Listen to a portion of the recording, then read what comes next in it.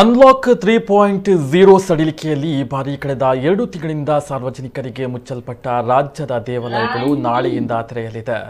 ಆದರೆ ದೇವರ ದರ್ಶನಕ್ಕೆ ಮಾತ್ರ ಅವಕಾಶವನ್ನ ನೀಡಲಾಗಿದ್ದು, ಉಳಿದಂತೆ ವಿಶೇಷ ಆಚರಣೆ, ತೀರ್ಥ ಪ್ರಸಾದ ಕೊಡುವುದು ಮತ್ತು ಸ್ವೀಕಾರ ಮಾಡುವುದಕ್ಕೆ ನಿಷೇಧವನ್ನ ಹೇರಲಾಗಿದೆ. ದೇವಸ್ಥಾನಕ್ಕೆ ಬರುವ ಭಕ್ತಾದಿಗಳು ಸಾಮಾಜಿಕ ಅಂತರವನ್ನ ಕಾಪಾಡಿಕೊಳ್ಳಬೇಕು, ಮಾಸ್ಕ್ ಕಡ್ಡಾಯವಾಗಿ ಧರಿಸಿಕೊಳ್ಳಬೇಕು ಮತ್ತು ಕೊರೋನಾ ಮಾರ್ಗಸೂಚಿಯನ್ನ ಕಟ್ಟುನಿಟ್ಟಾಗಿ ಪಾಲಿಸಬೇಕೆಂದು ಆದೇಶವನ್ನ ನೀಡಲಾಗಿದೆ. ಈ ಬಗ್ಗೆ ಹೇಳಿಕೆ ನೀಡಿರುವಂತಹ ಮುಜರಾಯಿ ಸಚಿವರಾದ ಕೋಟ ಶ್ರೀನಿವಾಸ ಪೂಜಾರಿ, ಭಕ್ತರ ಬೇಡಿಕೆಯ ಕಾರಣ ದೇವಾಲಯಗಳ ಬಾಗಿಲು ಕೆಲ ಕಟ್ಟುನಿಟ್ಟಿನ ಷರತ್ತುಗಳೊಂದಿಗೆ ನಾಳೆಯಿಂದ ಸಾರ್ವಜನಿಕರಿಗಾಗಿ ತೆರೆಯಲ್ಪಡ್ತಾ ಇದೆ. ಆದರೆ ಸರ್ಕಾರ ವಿಧಿಸಿದ ಕೋವಿಡ್ ಮಾರ್ಗಸೂಚಿಗಳನ್ನ ಭಕ್ತರು ಆದ್ಯತೆಯಿಂದ ಪಾಲಿಸಬೇಕೆಂದು ಮನವಿಯನ್ನ ಮಾಡಿದ್ದಾರೆ. ಕೋವಿಡ್-19 ಲಾಕ್ಡೌನ್ ಹಿನ್ನೆಲೆಯಲ್ಲಿ ಸಾಮಾನ್ಯ ಭಾವುಕ ಭಕ್ತರು ನಮಗೆ ದೇವರ ದರ್ಶನ ಆಗಬೇಕು, ದೇವರ ದರ್ಶನದ ಮೂಲಕ ನಮಗೆ ಕನಿಷ್ಠ ಆತ್ಮತೃಪ್ತಿ ಮತ್ತು ಆತ್ಮಸ್ಥೈರ್ಯ ಬರಲಿಕ್ಕೆ ಅವಕಾಶಗಳಾಗುತ್ತೆ ಅನ್ನುವಂಥ ಹಿನ್ನೆಲೆಯನ್ನು ಗಮನದಲ್ಲಿಟ್ಟುಕೊಂಡು ಗೌರವಾನ್ವಿತ ಮುಖ್ಯಮಂತ್ರಿಯಾಗಿರುವಂಥ ಸನ್ಮಾನ್ಯ ಯಡಿಯೂರಪ್ಪನವರು ಭಾವುಕ ಭಕ್ತರಿಗೆ ದೇವರ ದರ್ಶನ ಮಾಡಲಿಕ್ಕೆ ಅವಕಾಶ ಮಾಡಿಕೊಟ್ಟಿದ್ದಾರೆ. ಸ್ವಾಭಾವಿಕವಾಗಿ ನಾಳೆಯಿಂದ ಲಾಕ್ಡೌನ್ ಇವತ್ತು ನಾಳೆ ತೆರೆದುಕೊಳ್ಳುತ್ತದೆ ಅನ್ನುವ ಸಂದರ್ಭದಲ್ಲಿ ಎಲ್ಲ ದೇವಾಲಯಗಳು ಕೂಡ ಮುಕ್ತವಾಗಿ ಭಕ್ತರಿಗೆ ಅವಕಾಶವನ್ನು ಕಲ್ಪಿಸುತ್ತವೆ. ಸಾಮಾನ್ಯವಾಗಿ ಭಕ್ತರು ದೇವರ ದರ್ಶನ ಮಾಡಲಿಕ್ಕೆ ಮತ್ತು ಆರತಿಯನ್ನು ಪಡೆಯಲಿಕ್ಕೆ ಮಾತ್ರ ಅವಕಾಶಗಳು ಮೀಸಲಿರಿಸಿ ಈ ಅವಕಾಶವನ್ನು ನಮ್ಮ ಇಲಾಖೆ ಮಾಡಿಕೊಟ್ಟಿದೆ.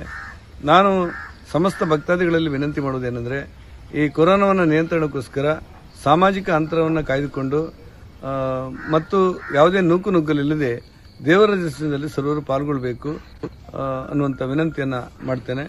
ಯಾವುದೇ ಕಾರಣಕ್ಕೆ ಕೋವಿಡ್-19 ಗೈಡ್ಲೈನ್ ಅನ್ನು ಮೀರಬಾರದು ಅನ್ನೋದು ನನ್ನ ವಿನಂತಿಯಾಗಿದೆ. ಈ ಅವಕಾಶ ಮಾಡಿಕೊಟ್ಟಂತ ಸನ್ಮಾನ್ಯ ಮುಖ್ಯಮಂತ್ರಿ ಯಡಿಯೂರಪ್ಪನವರಿಗೆ ಸಮಸ್ತ ಭಕ್ತಾದಿಗಳ ಪರವಾಗಿ ನಾನು ಅಭಿನಂದನೆಗಳನ್ನು ಹೇಳ್ತೇನೆ. ಇನ್ನು ಕಳೆದ 2 ತಿಂಗಳಿನಿಂದ ಬಾಗಿಲು ಹಾಕಿದ್ದ ಕರಾವಳಿಯ ದೇವಾಲಯಗಳು ನಾಳೆಯಿಂದ ಭಕ್ತರಿಗಾಗಿ ಬಾಗಿಲನ್ನ ತೆರೆಯಲಿವೆ. ಸರ್ಕಾರದ ನಿರ್ಧಾರಕ್ಕೆ ದೇವಳದ ಆಡಳಿತ ಮಂಡಳಿ ಮತ್ತು ಪುರೋಹಿತ ವರ್ಗ ಹರ್ಷವನ್ನ ವ್ಯಕ್ತಪಡಿಸಿದೆ. ಸರ್ಕಾರದ ಆದೇಶ ಬಂದಿದೆ. ದೇವಸ್ಥಾನಗಳನ್ನು ನಾಳೆಯಿಂದ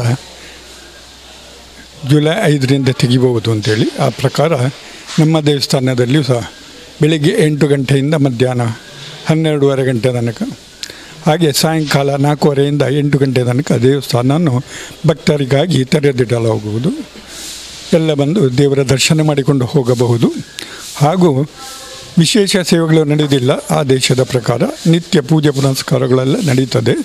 ಭಕ್ತಜನರು ಸರ್ಕಾರದ ಆದೇಶ ಏನುಂಟು, ಕೋವಿಡ್-19